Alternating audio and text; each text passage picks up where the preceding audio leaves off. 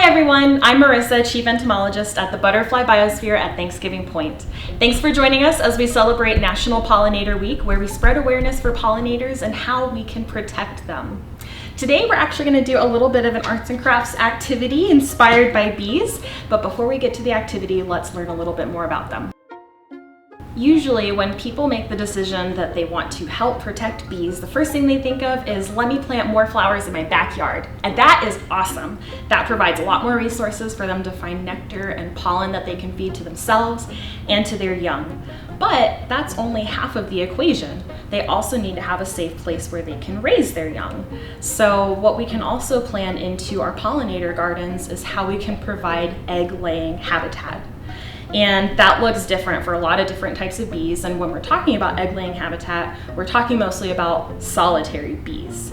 So not all bees live in a colony together. In fact, most of them live alone and there's no parental care. They don't take care of their kids. So these mama solitary bees are going to build a cell. They're going to lay an egg inside of that cell. They're going to provision it, collect a whole bunch of pollen to feed that egg, and then they're going to close it up and start a new one, either right next to it or somewhere else in a lot of different places. It really depends on the bee. So there's a lot of different bee species. That means they nest in a lot of different ways. And so sometimes providing that nesting habitat can be as easy as just leaving a bare patch of dirt in your yard. A lot of them are going to want to dig little tunnels in the soil, and that's where they make their little cells. And so just leaving something natural in your yard. Some other bees like to nest in wood. And so you can see here, I had a neighbor taking down a tree in their yard, and I kept a thick piece of the wood that they were trimming, and I've drilled some holes into it.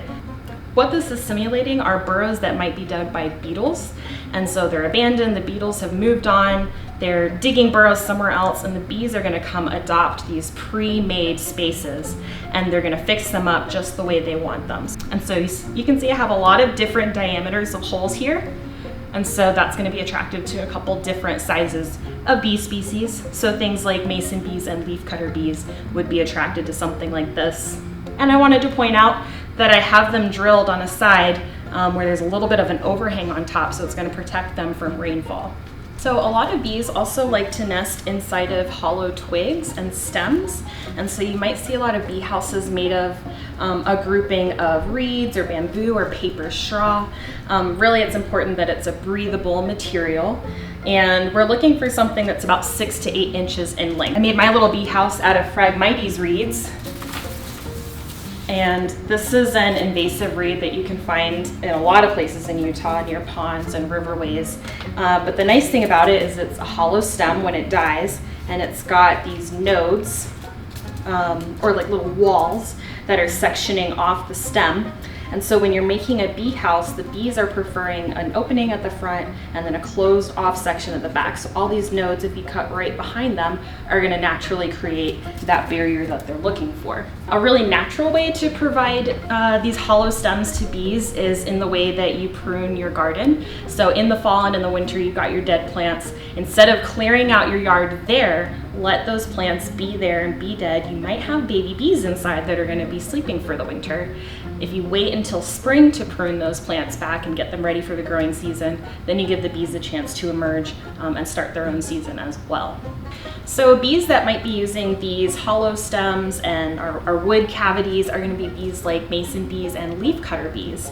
And the leafcutter bees are actually the species that inspired me to do this arts and crafts activity.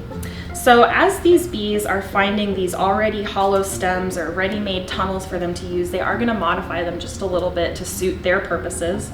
So they might do things like collect mud and line the walls with mud, and that's what they'll cap the ends with. Or leafcutter bees will actually cut pieces of leaves or petals and use that to line the inside of the tunnels and to cap them off. And it's kind of like putting up wallpaper. And so that to me was similar to doing paper mache.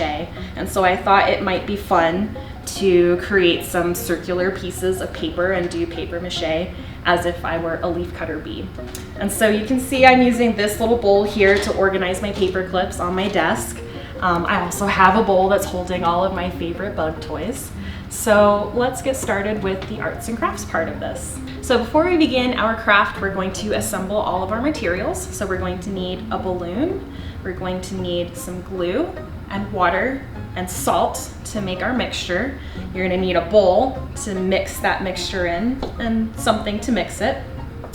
We're also going to need some paper, and because I was inspired by our leaf cutter bees, I got some different colored greens to use, but if you have a different favorite color, different combination of colors you like, feel free to get those.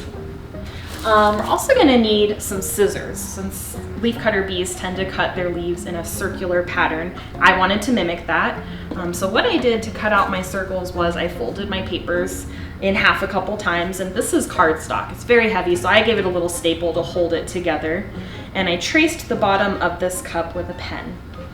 And so to make my circles, I just cut that out with some scissors. And this is a pretty thick layer of paper, so make sure you have an adult helping you do this safely. So the recipe that I was using to make this sticky solution was a cup of glue, half a cup of water, and a teaspoon of salt. So I really just eyeballed it, but if you like to measure things, if you're a baker, then a cup of glue, half a cup of water, and then the teaspoon of salt is going to make sure that your paper mache creation isn't going to grow mold or fungus anytime later when it's all finished.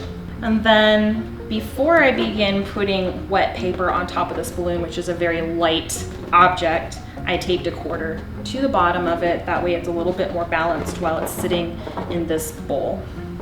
This is pretty heavy paper, so I put a couple pieces in at a time. That way they can soak up the solution pretty good.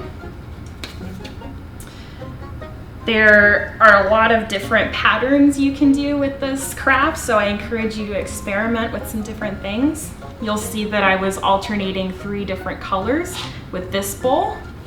On my other bowl, I started the colors out light in the center and then added the dark colors on the outside. So see, get creative, see what you like, what kind of aesthetic you prefer. Another way you can also experiment is with the size of these circles. So these are pretty big. Maybe they could be smaller circles or different shapes. So I encourage you to get creative there. And now what I'm gonna do is just wipe off this excess glue and start to stick my pieces onto here.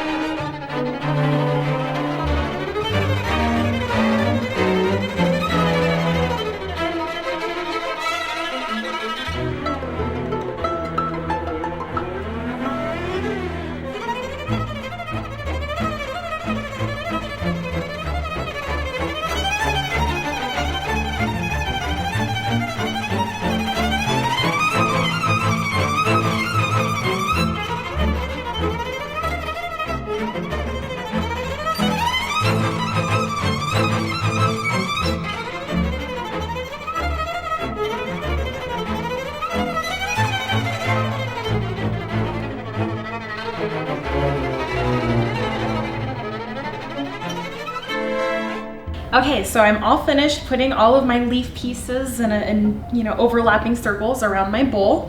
And so what we're gonna do now is I'm gonna tape a piece of string to the bottom. That way I can hang this upside down to dry. So you're gonna wait for 24 hours to let this completely dry, and then you can use some scissors to cut a hole in the balloon, and you'll gently pull it apart from the paper.